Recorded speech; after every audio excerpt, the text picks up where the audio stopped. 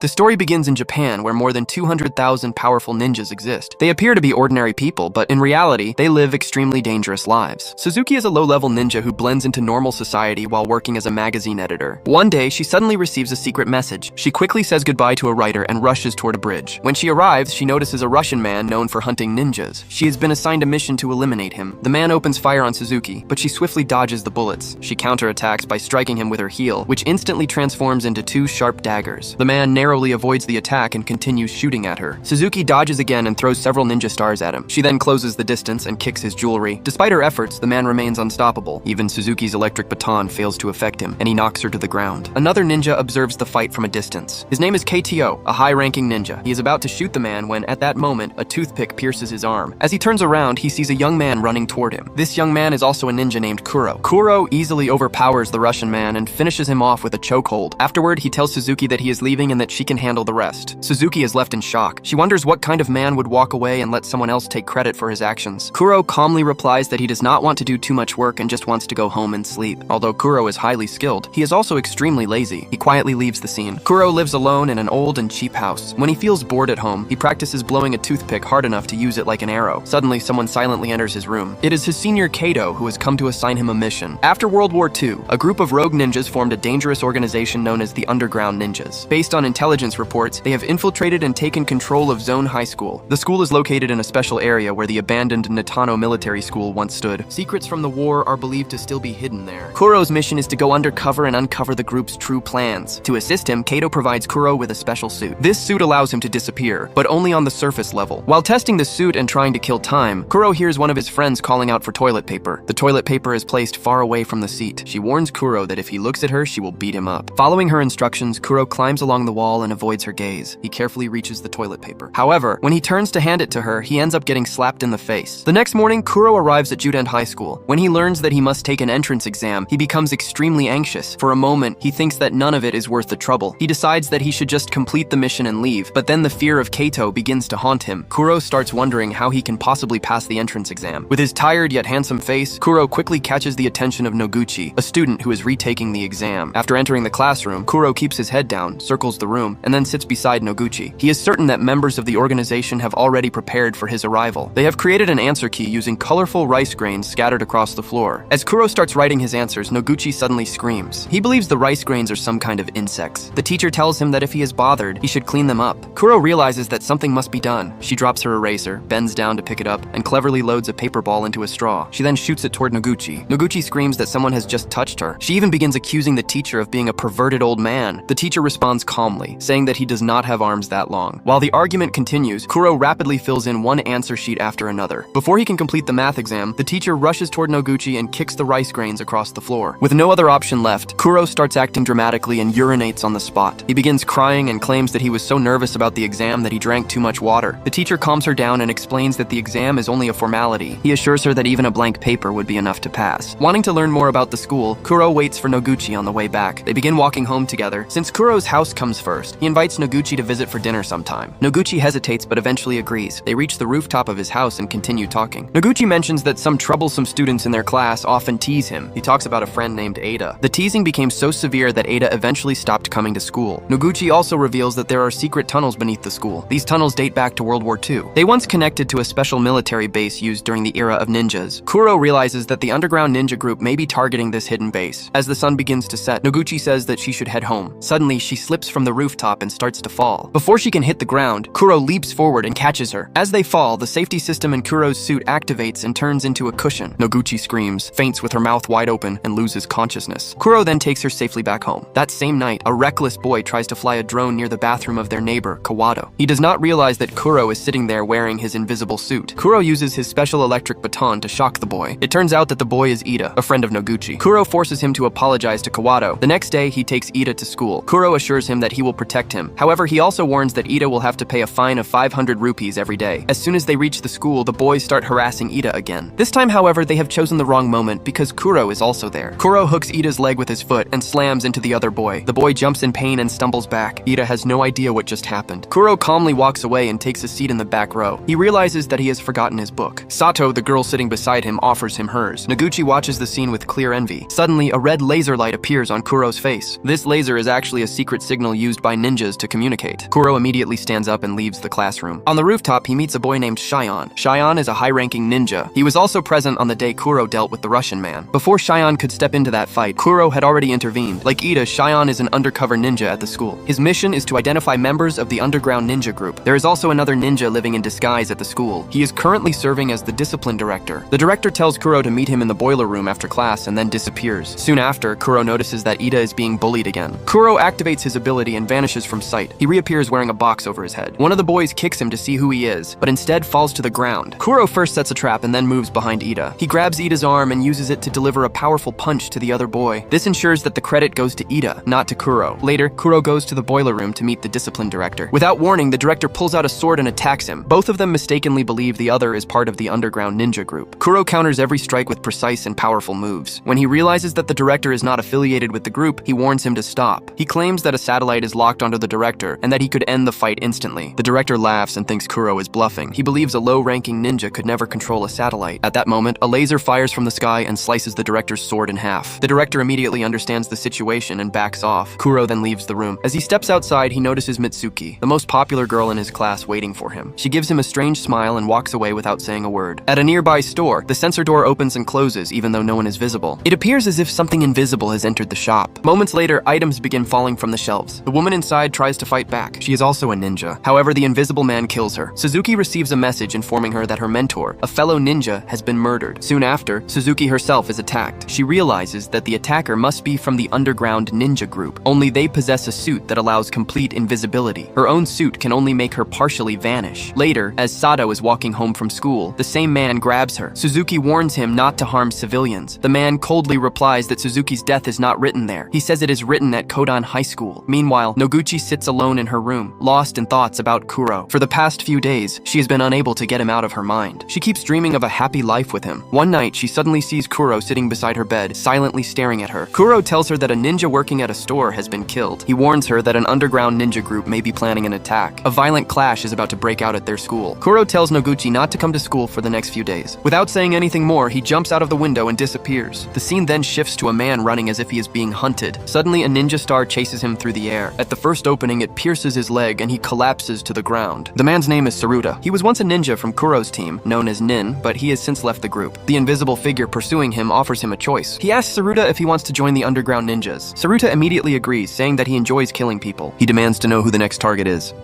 It is then revealed that the invisible ninja responsible for killing other ninjas is Saruta himself. The next morning, as a student heads to school, Saruta decapitates him with a single strike. He takes the body with him and disappears. Despite Kuro's warning, Noguchi goes to school to look for him. At the entrance, the school director notices her. Noguchi desperately explains everything Kuro told her about the school being destroyed. The director realizes that a battle is about to erupt. He hands Noguchi a ring and asks her to give it to Kuro. He urges her to find him, saying that the matter is extremely important. Shortly after, Saruta arrives inside a classroom with the student's body. Still unseen, the headless corpse suddenly drops in front of everyone. The classroom erupts into chaos. Saruta begins killing students one by one. Some manage to escape, but Saruta continues chasing them. Soon, Suzuki and Shion receive news that an underground ninja is attacking the school. Suzuki arrives and witnesses the massacre with her own eyes. She draws her wand and prepares to fight. The assassin removes his invisibility suit and takes off his mask. Suzuki recognizes him. Saruta coldly asks if she remembers him. He reminds her that when they studied at the school, he loved her deeply. He accuses her of mocking his feelings and running away. Consumed by anger and hatred, Saruta shows no mercy. The two clash in a brutal fight. Suzuki gains the upper hand and moves close to victory. However, she fails to realize that Saruta's suit can absorb lightning attacks. Because of this, her wand has no effect on him. Just as Suzuki is about to be defeated, a man crashes through the glass. It is the same high-ranking ninja. Saruta immediately understands the situation. Facing him, Saruta knows he stands almost no chance. That is why he puts on his mask and quietly disappears. However, Kaido has no trouble dealing with this. He slashes his own arm at lightning speed and throws his blood towards Saruta. The blood stains Saruta's suit and reveals his invisible body. Kaito immediately attacks Saruta with his sword. Saruta's advanced suit suddenly inflates like a balloon and blocks the strike. Taking advantage of the moment, Saruta manages to escape. Meanwhile, Noguchi continues searching for Kuro. She suddenly runs into a panicked Ida. Ida tells her that he, Kuro, and another boy went into the tunnel area. There is a rumor that a hidden passage leads to an underground bunker. Ida explains that he and the other boy were too afraid to go inside. Now he is worried that Kuro may be in danger. At the same time, Kuro encounters a girl inside the tunnels. She is Mitsuki, the one who planned everything from the beginning. Mitsuki is far more powerful than Kuro ever imagined. imagined. Kuro throws a bomb at her in an attempt to stop her. Moments later, she is seen hanging from the wall by a single finger. Kuro then throws 2 high-voltage cables at her. She catches them with her bare hands as if electricity has no effect on her. Elsewhere in the school, Saruta continues wandering through the corridors. Suddenly, Shion appears in front of him. Shion draws his sword and begins confronting Saruta with incredible speed and skill. He cleverly scatters broken glass across the floor. This allows him to track Saruta's movements by sound. Even his teddy bear helps pinpoint Saruta's exact location. Shion manages to pin Saruta against a wall. Saruta would have been killed by a satellite strike within seconds. However, he escapes at the very last moment. Shion chases Saruta and catches up with him on the rooftop. He delivers a powerful sword strike, but only Saruta's empty suit remains behind. Saruta suddenly attacks Shion from behind. Shion tries to evade the surprise assault, but his sword snaps in half. Although Shion is the more skilled fighter, the underground ninjas possess superior weapons. During the struggle, Shion suffers a critical wound to his shoulder. Wounded and terrified, he can only defend himself with half of his broken sword. He is on the verge of defeat. At that moment, Kaido arrives and turns the situation around. He drives his sword straight through Saruta's body. Saruta's rampage finally comes to an end. Kaido saves Shion's life. Deep inside the tunnels, Kuro is losing his fight. He realizes that defeating Mitsuki is nearly impossible due to her overwhelming power. Still, Kuro wants to understand her true motive. He asks why she is doing all of this. Mitsuki finally reveals the truth. She deliberately spread false information to lure all the ninjas to the school. This allowed them to activate the laser satellite and locate its position. By hacking the data, they managed to pinpoint the satellite. Now one of their allies has already reached it. One of their special suits is even capable of functioning in space. As Mitsuki launches another deadly attack, Kuro struggles to defend himself. He barely withstands her immense strength. In reality, he is only buying time. He is waiting for his friends to arrive and save him. Just then, Noguchi arrives with Ida. Noguchi gives Kuro the ring that the discipline director told her to deliver. Kuro activates the ring and extends its antenna. At that moment, a drone arrives carrying a sword. Kuro grabs the sword, kicks Mitsuki into a cloud of dust, and looks for an opening. Soon, the two face each other in a fierce confrontation. Kuro quickly realizes that attacking Mitsuki head-on is a mistake. He understands that he must dodge and strike suddenly. His vanishing suit proves useless because it only hides his upper body. Even after activating it, Mitsuki can still see him clearly. Kuro keeps questioning how long he can survive fighting like this. Each attempt ends with him being overpowered. In the end, he accepts that he cannot win through normal means. Kuro realizes there is only one way to defeat Mitsuki. He launches a direct assault using a powerful technique. Putting his own life at risk, he charges forward without hesitation. Kuro's sword pierces straight through Mitsuki. At the same time, Mitsuki's blade strikes Kuro. Kuro forces Mitsuki back and she pulls the sword out. Mitsuki collapses to the ground. Kuro has reached his physical limit. Badly injured, he stumbles and falls. Noguchi rushes to him, lifts him up, and helps him escape. Meanwhile, a member of the underground ninja group infiltrates the satellite. He uploads a virus into the system and takes control of the laser network. With a single turn of the dial, the power is raised to maximum. The laser locks onto the school as its target. After expanding its output, the laser completely destroys the school. The massive explosion sends violent tremors through the underground bunker. The bunker begins to collapse, and the exit is far away. Noguchi and Kuro try to escape, but Kuro is critically injured. Fearing that he will not survive, Kuro removes his vanishing suit. He places it over Noguchi to protect her. Debris begins crashing down all around them. After some time, Noguchi emerges alone. She realizes that the special suit saved her life. Kuro sacrificed himself to save her and protect the world. However, at the end of the film, a final twist is revealed. Kuro's twin brother, Juro, appears for unknown reasons. He comes to meet Noguchi, leaving the story on a mysterious note. If you enjoyed the video, please like it and subscribe to the channel. See you in the next video.